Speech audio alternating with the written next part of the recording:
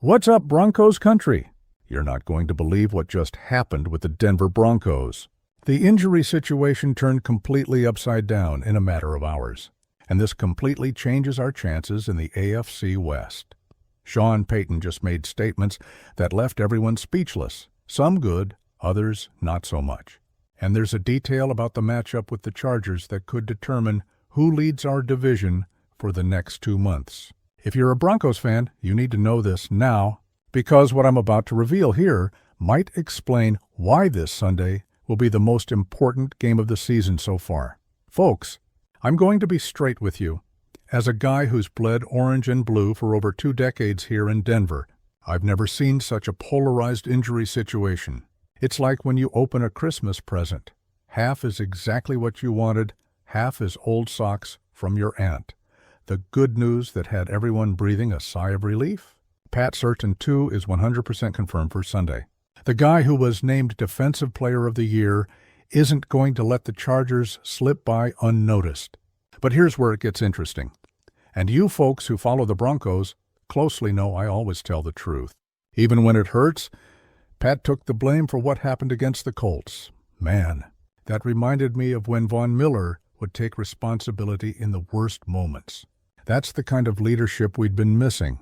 Pat could have easily thrown Vance Joseph under the bus, especially after those horrible blitzes that Daniel Jones deciphered they were a kid's code. But the bad news? Dre Greenlaw didn't even show up to practice today. And folks, this is starting to really worry me. When we signed him in free agency, I thought, man, now we finally have a complete defense. San Francisco flew all the way here trying to keep him. You think they'd do that for just anyone? But there's something few people are talking about regarding Greenlaw. Now, I'm going to tell a story that shows why Sean Payton is different from every coach who's been here since Mike Shanahan. Remember when everyone criticized the J.K. Dobbins signing? Another injured running back, they said. The Chargers didn't even want to keep him, they complained on Reddit. Well, check out the numbers that came out this week. Dobbins is the first running back since Melvin Gordon to score touchdowns in 2 consecutive opening games. And it doesn't stop there. 10% of the time he touches the ball, he runs for more than 15 yards.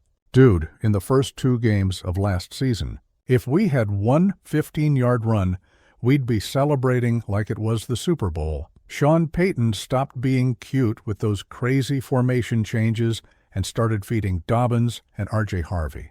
And it worked. The Chargers better watch out, because now they're going to face exactly what they let slip away. But here's the question that's been hammering in my head since Monday. Did Payton really learn his lesson? Or will he go back to those fancy plays that only work in his head? The answer might shock you. Courtland Sutton told something yesterday that gave me chills. He said Bo Nix gets irritated if his own shoelace comes untied because he didn't tie it tight enough. Folks, that's not neurosis. That's obsession with perfection. Did you see what he did after that heartbreaking loss to the Seahawks last year? He came back and destroyed the Falcons. 300 yards, 4 touchdowns, and our defense completely shut down Kirk Cousins. If you watched the Netflix documentary, you saw it was like Denver's defense ended his career in Atlanta. Our offensive line is working like a Swiss machine. Garrett Ballys was the highest-rated tackle in the NFL last week, even facing DeForest Buckner all night long. The Broncos had the lowest pressure rate on Bo Nix when opponents came with just 4 pass rushers. Only 17% of snaps. Remember, Patrick Mahomes was sacked 6 times by 4-man pressure in the Super Bowl they lost. That's how you lose big games, but there's a detail about Bo Nix that could change everything on Sunday. Folks, if you're enjoying this exclusive content about our Broncos, hit that like button and subscribe to the channel. I have contacts inside the training complex who give me information you won't see anywhere else. Now answer me in the comments. Do you think Dre Greenlaw comes back in time for the Chargers game? Or is Sean Payton hiding something from us? Here's where things get insane. The Chargers just put one of their stars on the reserve list, at least 4 weeks out. This means our window to dominate the AFC West is wide open. Khalil Mack injured, Derwin James suspended at the start of the season, and now this. It's like the universe is conspiring in our favor. But be careful. Wounded teams are always dangerous. They're going to come with everything, especially at home. Justin Herbert is still Justin Herbert. Keenan Allen may not be there anymore, but they have Ladd McConkey doing crazy things. And that Chargers defense, even injured, still has Khalil Mack and company, but I discovered something about Sean Payton's strategy for this game that's going to blow your minds. Nate Adkins is back, and Sean Payton said something interesting about him being one of the best fullbacks in the league. Folks, this isn't coach talk trying to please a player. Payton doesn't waste compliments. Remember what Adkins did last year? Those goal line touchdowns, those play-action passes where nobody knew if he was a tight end or fullback. He's our wild card, and having him back against a Chargers defense that's trying to figure out how to cover Cortland Sutton, Jerry Jeudy, oops, he's not here anymore, and now a backfield with Dobbins exploding. It's like playing chess when your opponent is playing checkers. Evan Engram didn't practice today. Said the calf is fine, but coaches don't keep important players out of practice for no reason, especially before a divisional game. If Engram doesn't play, our passing game loses an important dimension. But Nix has incredible chemistry with him on crossing routes, and against a Chargers defense that's going to pressure a lot, we need all the safety valves possible. But here's where it gets interesting, and few analysts are paying attention to this. This game isn't just about football. It's about who's going to lead the AFC West for the next 2 months. The Chiefs lost to Atlanta, something no one expected. Suddenly, our division is completely open. We're going to keep chasing greatness, Brandon Jones said this week. And I believe him. This team has a different energy. It has that hunger I hadn't seen since 2015. Sean Payton knows this is the moment. You can't wait to develop Bo Nix for another year. The window is open now. With Mahomes starting to show mortal signs, with the Chargers injured, with the Raiders being, well, the Raiders.ESPN analysts are saying Sean Payton took the blame for Bo Nix's 3 turnovers against the Titans.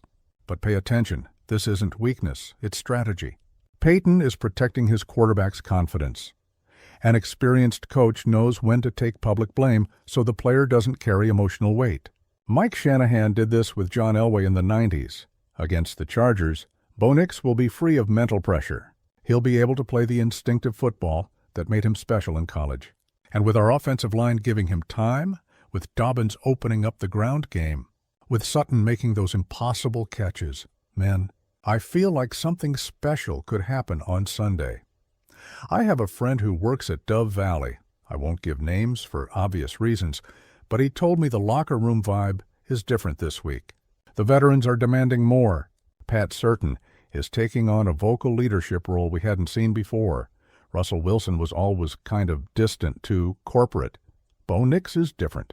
He jokes around with teammates, demands accountability when needed, but also owns up when he messes up. That's the kind of leadership a young team needs. And Sean Payton, man, they say he's more relaxed, more confident.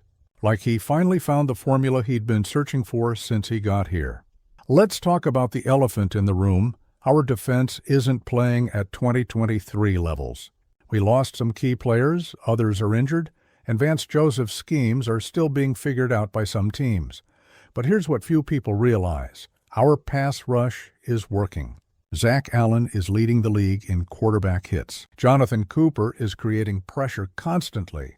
And when Pat Certain is on the field, half the field simply disappears for the opposing quarterback. The problem isn't talent. It's consistency. And divisional games have a way of bringing out the best in teams. Folks, Sunday is going to be more than a game. It's going to be a statement. The Broncos are going to show if they're ready to return to the playoffs after years of mediocrity. But there's a detail about this week's preparation I haven't told you yet. A detail that could be the difference between victory and defeat. Sean Payton made a change to the game plan that even the players didn't expect. If you want to know what that change is, subscribe to the channel and hit the notification bell. I'm going to post the complete game plan analysis tomorrow morning with exclusive information that only someone with behind-the-scenes access can have. Comment below. Do you think the Broncos can beat the Chargers and take the lead in the AFC West? Which player is going to make the difference on Sunday? and share this content with other Broncos fans. It's time to show that Broncos country is more united than ever. United in orange and blue, always. Go Broncos!